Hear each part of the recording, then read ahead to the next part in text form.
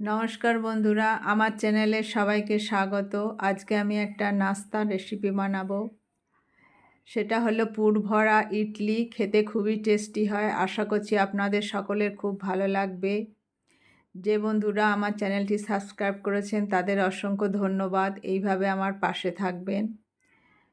প্রথমে আমি একটা বড় বাটি নিয়েছি। সেই বাটির মধ্যে একটা ছোট বাটির 1 বাটি সিদ্ধ চাল, 1 বাটি আতপ চাল, আর ওই একই বাটির মাপ করে 1 বাটি বিরির ডাল নিয়েছি। এবার সবগুলো জল দিয়ে ভালো করে ধুয়ে নিয়ে ঢাকা দিয়ে 6 ঘন্টা মতো রেখে দিতে হবে, তাহলে এগুলো ভালো করে ভিজে যাবে। তারপর 6 ঘন্টা পর দেখাচ্ছি।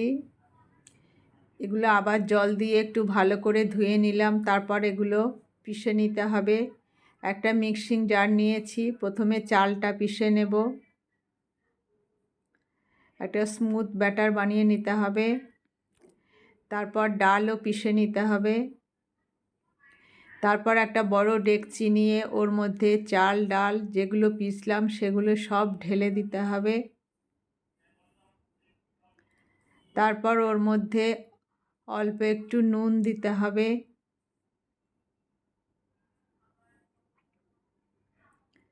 নুন দেওয়ার পর ব্যাটারটা ভালো করে মিশিয়ে নিতে হবে। ভালো করে মেশানোর পর একটা থালা নিয়ে পুরো ঢাকা দিয়ে আবারও 6-7 ঘন্টা মতো এই ব্যাটারটা রেখে দিতে হবে। তারপরে 6 ঘন্টা পর দেখাচ্ছি। ব্যাটারটা দেখুন ফুলে উঠেছে। এবার এর মধ্যে আগে আমি নুন দিয়েছিলাম, তাহলেও পরিমাণ মতো আর একটু নুন আর একটু বেকিং পাউডার দিলাম। দেখুন ব্যাটারটা এইরকম হবে।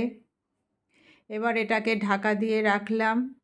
এবার ইডলির ভিতরে যে পুরটা দেব সেটা আমি বানিয়ে নেব। তার জন্য আমি 2টো সেদ্ধ আলু নিয়ে মাখিয়ে নিয়েছি।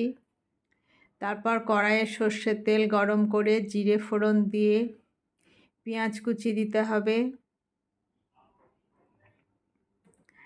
পেঁয়াজ কুচি দেওয়ার পর একটু নেড়ে চেড়ে ওর মধ্যে নুন, হলুদ, জিরে গুঁড়ো, ধনে গুঁড়ো, লঙ্কা গুঁড়ো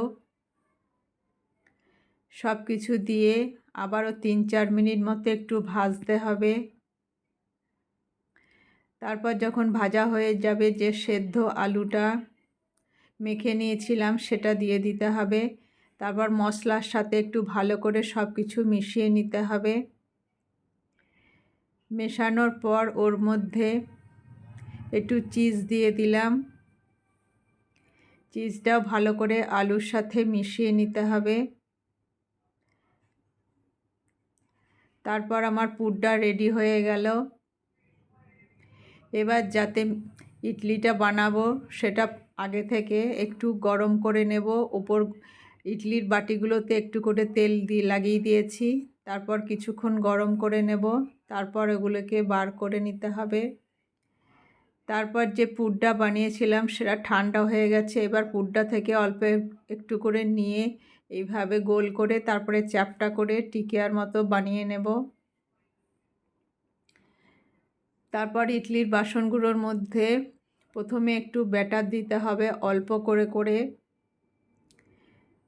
ব্যাটারগুলো দেওয়ার পর যে আলুর টিকিয়াগুলো বানিয়ে রেখেছিলাম সেগুলো ওপর থেকে দিয়ে দিতে হবে। তারপর আবার ব্যাটারটা দিয়ে পুরগুলোকে ঢাকা দিয়ে দিতে হবে। এইভাবে আমি 3টে ইডলির বাসনের মধ্যেই দিয়ে দিলাম। তারপর এটা যে জলটা ফুটে গেছে এর মধ্যে বসিয়ে দিলাম। বসিয়ে দিয়ে ঢাকা দিতে হবে।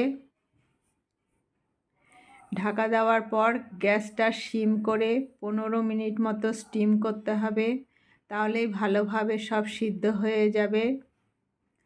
তারপর 15 মিনিট পর দেখাচ্ছি। দেখুন ভালো পুরো স্টিম হয়ে গেছে। এবার এগুলোকে বার করে নেব। বার করে নেওয়ার পর একটা চাকু দিয়ে নিচে থেকে অল্প একটু চাপ দিলেই সব ইডলিগুলো ভালোভাবে উঠে যাবে। এবার থালার মধ্যে রেখে একটা ইডলিকে আমি কেটে দেখাচ্ছি ভিতরটা কীরকম হয়েছে।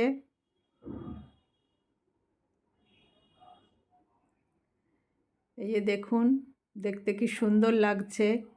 তো তৈরি হয়ে গেল আমার পুরভরা ইডলি। এইভাবে বানিয়ে দেখবেন, খেতে খুবই টেস্টি হয়। রেসিপিটা ভালো লাগলে অবশ্যই লাইক কমেন্ট করবেন। আর যারা নতুন বন্ধু দেখছেন তাদের কাছে অনুরোধ রইল আমার চ্যানেলটি সাবস্ক্রাইব করার জন্য।